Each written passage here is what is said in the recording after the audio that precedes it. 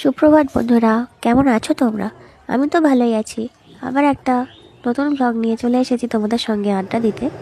এই দেখো, আমি ঘুম থেকে উঠে ফ্রেশ হয়ে সবার আগে দুধ গরম করতে বসিয়ে দিয়েছি। ঘুম থেকে উঠে আমার আরুষ আর আবিরের গরম দুধ লাগে, ওটাই আমাদের সকালকার খাবার। আর এই দেখো, তোমাদের দাদা আরুষকে ব্রাশ পরিয়ে দিচ্ছে। আসলে তোমাদের দাদার যখন ছুটি থাকে তখন আরুষ আর আবিরের বায়না থাকে কি ওর বাবার কাছেই ব্রাশ করবে, তো সেই আর কি, সেই আবদারই রাখা। আর এদিকে আমি লেপ কম্বল এগুলো সব রোদে দিয়ে দিয়েছি। তারপরে টুকটাক করে ঘর গুছিয়ে বিছানা গুছিয়ে রেখে দিয়েছি। তারপরে বিস্কুট, চিনি, মুড়ি এগুলো সব উঠায় রাখলাম।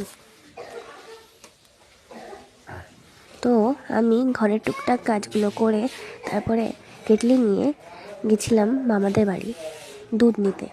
তো যেহেতু গোয়ালা এখনও আসেনি, তো দুধের জায়গা রেখে দিয়ে ঘরে চলে এসেছি। তারপরে ঘরে এসে মিস্ত্রি দাদাদের জন্য কড়া করে লিকার চা বসিয়েছি।